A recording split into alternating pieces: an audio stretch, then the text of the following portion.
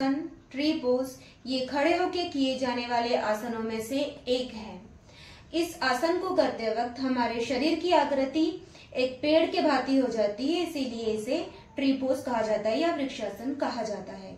इस आसन को करने के लिए हम सबसे पहले ताड़ासन की स्थिति में आएंगे। पीठ और गर्दन सीधी होगी। हमारे दोनों पैर के बीच में 1 से 2 इंच का हम डिस्टेंस रखेंगे और हम किसी एक चीज पे फोकस करेंगे, कॉन्सेंट्रेट करेंगे। उसके सिवा हम ये आसन नहीं कर सकते। तो सबसे पहले हम शुरुआत करेंगे सीधे पैर से। मैं अपना सीधा पैर का जो तलवा होता है वो उठा के अपनी लेफ्ट जांघ के ऊपर रखूंगी इस तरीके से। ये पैर उठाया है मैंने और लेफ्ट जांघ के ऊपर रखा है। अगर यहाँ पर आपने बैलेंस बना लिया है तो आपको कुछ देर तक रुकना है। अगर आप कंफर्टेबल हो तो आप इसे इस तरीके से भी कर सकते हो।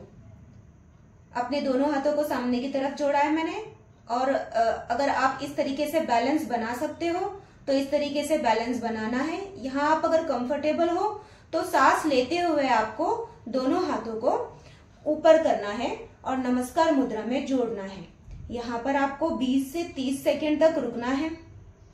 लंबी गहरी सांस लेना है और यहाँ पर आपकी ब्रीदिंग नॉर्मल रहेगी। सामान्य गति से आपकी सांस चलती रहेगी। जब आप कंफर्टेबल हो चुके हो, 20 से 30 सेकेंड हो गए हैं, तो सांस छोड़ते हुए आपके दोनों हाथों को आपको नीचे लाना है और आपके पैरों को आपको खोल देना है।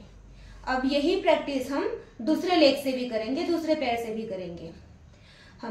हमने अपना लेफ्ट लेग उठाया है और राइट थाई के पास में इस तरीके से रखा है।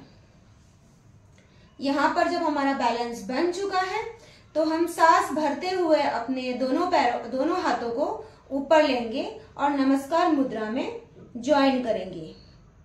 यहाँ पर हम लंबी गहरे सांस लेंगे। सामान्य गति से हमारी सांस चलती रहेंगी।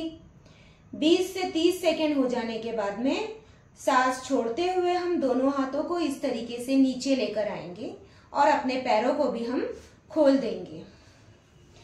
आसन हो जाने के बाद में हम थोड़ी देर शिथिल दंडासन में, यानी हम अपने पैरों को ढीला छोड़ देंगे, गर्दन को ढीला छोड़ देंगे, हाथों को ढीला छोड़ देंगे और ऑब्जर्व करेंगे कहाँ पर आसन करने बाद में हम क्या फील कर रहे हैं, हमको ऑब्जर्व करना है थोड़ी देर। दोस्तों, ट्री पोज की अगर बेनिफिट की बातें करें तो ये आसन हमारा कंसंट्रेशन बढ़ाता है, हमारा फोकस बढ़ाता है।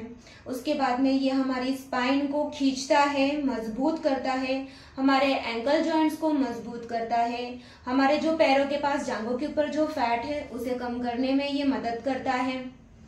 इस आसन को करते वक्त आपको कुछ बातों का ध्यान रखना है, जैसे कि आपको अगर अर्थराइटिस है तो आप ये आसन नहीं कर सकते। अगर आपको जॉइंट पेन है, आपको एंकल्स में पेन होता है या आपको मल्टीपल जॉइंट पेन्स का प्रॉब्लम है तो आप ये आसन ना करें। और प्रेग्नेंट वुमेन तो ये आसन बिल्कुल ना करें। अगर आप इस जैसे स्टेप पर मैंने बताया है और आप उस स्टेप में कंफर्टेबल नहीं हो करने के लिए, तो आप इस तरीके से दीवार का सपोर्ट लेके भी इस आसन को कर सकते हो। इस तरीके से दोनों हाथों को ऊपर लेके गए हम और हमने नमस्कार मुद्रा में जोड़ दिया है। उसके बाद में सांस छोड़ते हुए वापस से हम अपने हाथों को नीचे लेकर आएंगे